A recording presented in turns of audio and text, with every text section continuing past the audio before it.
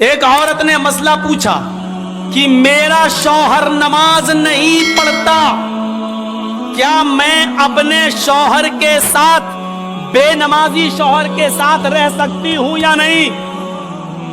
شیخ ابن باز نے کہا کہ اس کو تم نصیحت کرو، اس کو تم سمجھاؤ، 3 دن 10 دن 20 دن 1 مہینہ، اگر وہ مان جائے اور نماز پڑھنے لگے تو ٹھیک۔ اس نے پھر مسئلہ پوچھا کہ کئی سالوں سے میں سمجھا رہی ہوں لیکن نماز نہیں پڑھ رہا ہے، میرا اپنے بے نمازی شوہر کے ساتھ رہنا جائز ہے یا ناجائز؟ شیخ ابن باز نے فتویٰ دیا کہ ایک مومنہ عورت کا، ایک نیک عورت کا بے نمازی آدمی کے ساتھ رہنا سراسر حرام ہے۔ اس عورت نے پھر پوچھا شیخ ابن باز سے، میرا ہسبینڈ مجھے طلاق نہیں دے رہا ہے، وہ کہتا ہے میں نماز نہیں پڑھتا ہوں تو کیا ہوا، لیکن میں تجھے طلاق نہیں دوں گا، اب میں اپنے شوہر کو کیسے چھوڑوں؟ شیخ ابن باز کا فتویٰ تھا کہ جب تیرا شوہر نماز ہی نہیں پڑھتا، اور جب نماز نہیں پڑھتا تو وہ مومن ہی نہیں ہے، اور جب مومن ہی نہیں ہے تو تو اس کے نکاح میں آٹومیٹک نہیں ہے، اور جب اس کے نکاح میں تو نہیں ہے تو طلاق کی ضرورت ہی نہیں ہے۔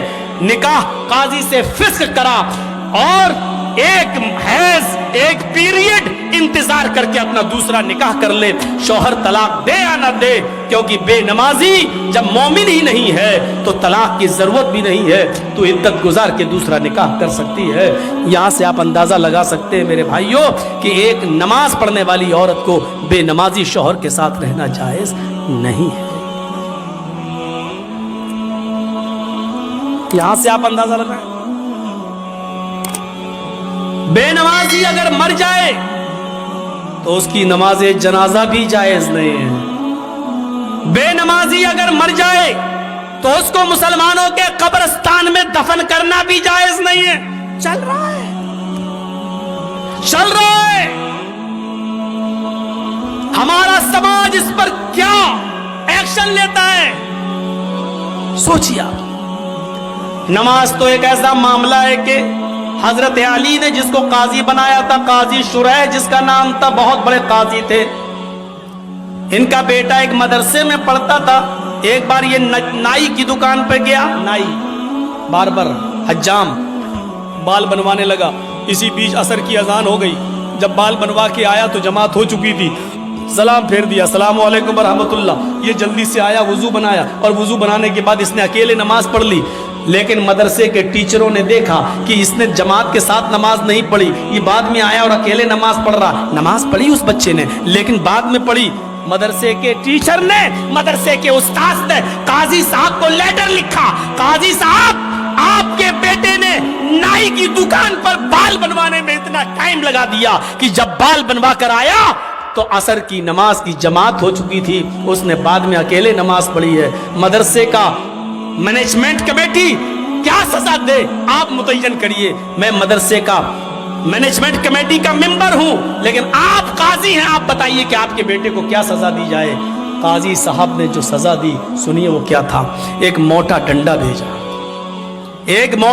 بھیجا اور ایک لیٹر لکھا، اور لیٹر میں لکھا ہوا تھا مدرسے کی مینجمنٹ کمیٹی کو یہ میں آرڈر دیتا ہوں کہ میرے بیٹے کو اس موٹے ڈنڈے سے اتنا مارو جب تک یہ ڈنڈا ٹوٹ کر 3 ٹکڑے نہ ہو جائے، اس وقت تک اس ڈنڈے سے میرے بیٹے کو پیٹتے رہو۔ جب یہ ڈنڈا 3 ٹکڑے ہو جائے تو میرے بیٹے کو پیٹنا چھوڑ دینا، اور اس کا کھانا پانی بند کر کے کمرے میں بند کر دینا۔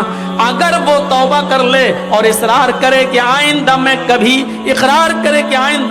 اتنے تنگ وقت میں بال نہیں بنواؤں گا، یا کوئی تنگ وقت میں ٹائٹ شیڈیول میں نماز کا وقت قریب ہو تو میں کوئی دوسرا کام نہیں کروں گا، اگر اس بات کا اقرار کرے تو چھوڑ دینا، ورنہ بھوکا پیاسا کر مرتا ہے تو مر جانے دینا۔ یہ قاضی کا فیصلہ ہے اپنے بیٹے کے بارے میں، قاضی شریح کا۔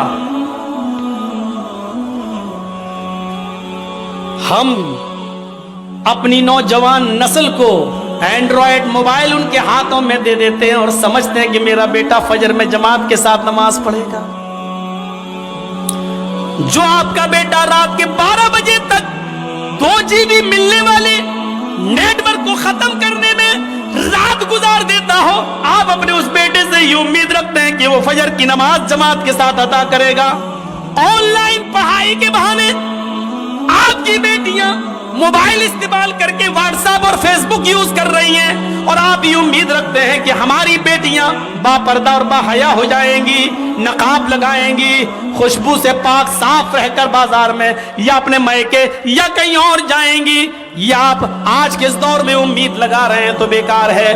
अगर आपने अपनी बेटी को एंड्रॉइड मोबाइल दे रखा है, फेसबुक और मैसेंजर और व्हाट्सएप अगर वो चला रही है, तो याद रखिएगा आप अपनी बेटी पर भरोसे के लायक नहीं है।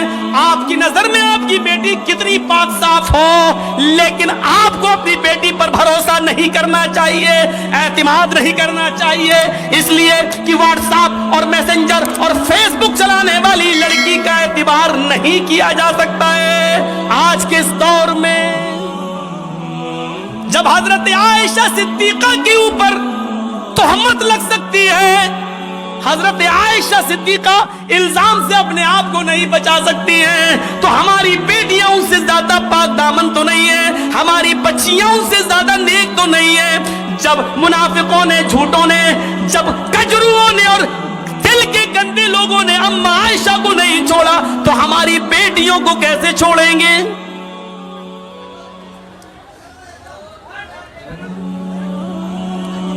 यहां हमें गौर करना चाहिए। हजरत ज़करिया अलैहिस्सलाम को देखो, मरियम अलैहिस्सलाम को देखो, सूरह मरियम पढ़िए। वो मेहराब में मस्जिद के अंदर है और हजरत मरियम के पास बेमौसम फल आ जाता है।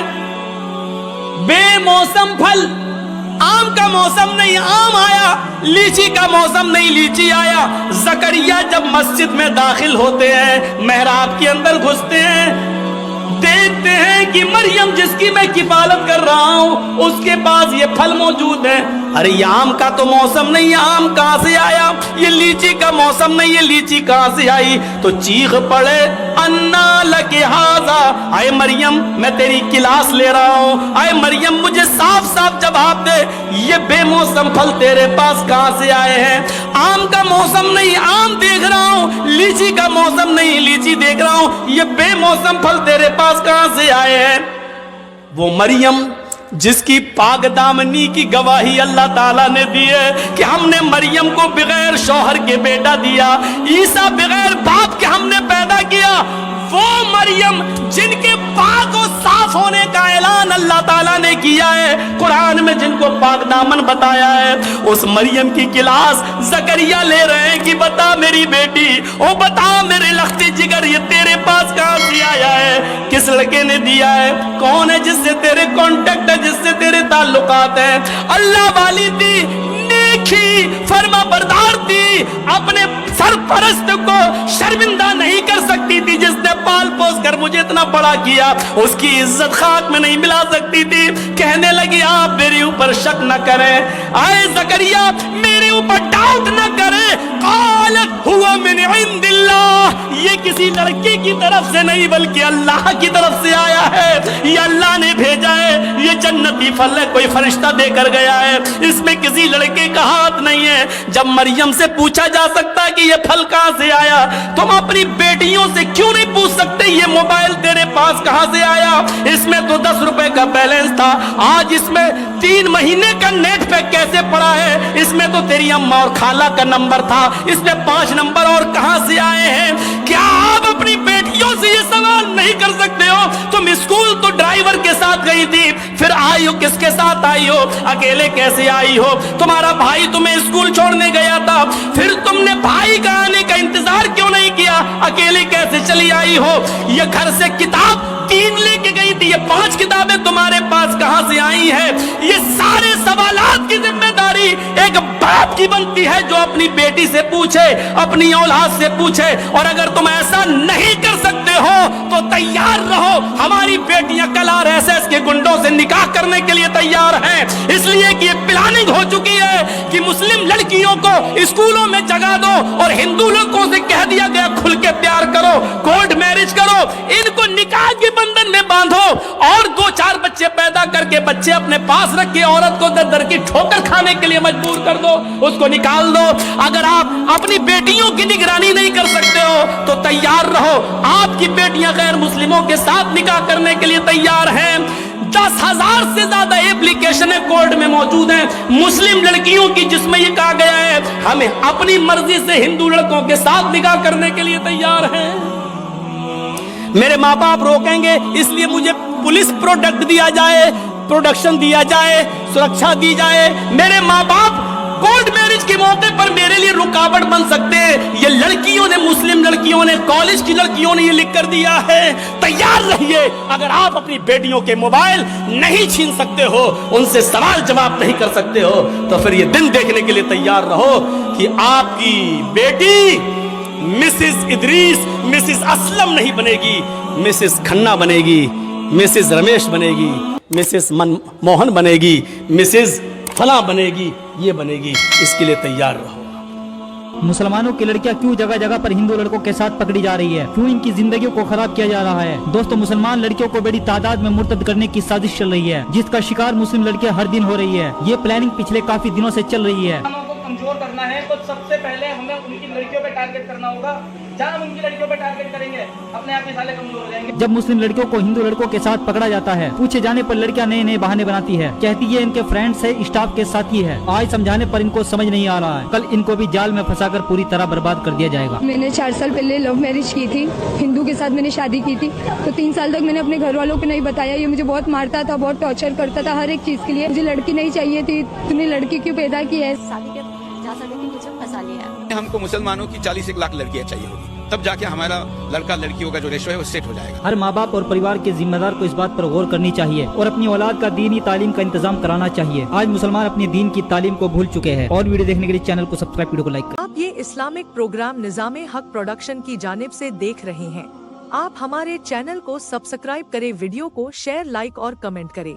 इस्लामी भाइयों, हमारे चैनल निज़ामे हक प्रोडक्शन को सपोर्ट करें और आप लोगों को हमारी ये पोस्ट पसंद आई हो और अगर आपको इस पोस्ट से कुछ इल्म हासिल हुआ हो तो हमारे चैनल निज़ामे हक प्रोडक्शन को सब्सक्राइब करें और घंटी वाला बटन दबा दे और नीचे दिए गए शेयर बटन को दबा के बराए मेहरबानी इस पोस्ट को शेयर जरूर कर दें और लाइक कमेंट करें। खुदा हाफिज।